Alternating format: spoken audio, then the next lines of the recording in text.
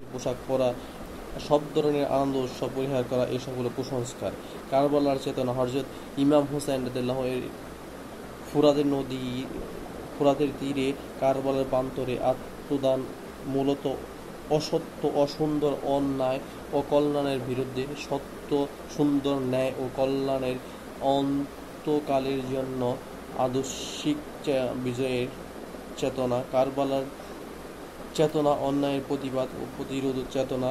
মুহররম মাসে আসবে, প্রতি বছর ঘুরে আসর আসবে, কারবালা বারবার ঘুরে ফিরে। কারবালার চেতনা জাগ্রত হবে প্রতিটি সংকট মুহূর্তে।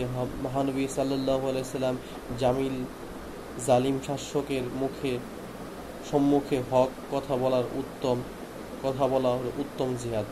বুখারী ও তিরমিজি। মুফতি মাওলানা শাইখ মোহাম্মদ উসমান গনি, যুগ্ম মহাসচিব, বাংলাদেশ জাতীয় ইমাম সমিতি, সহকারী অধ্যাপক, তাসনিয়া ইনস্টিটিউট অব সুফিয়াজম।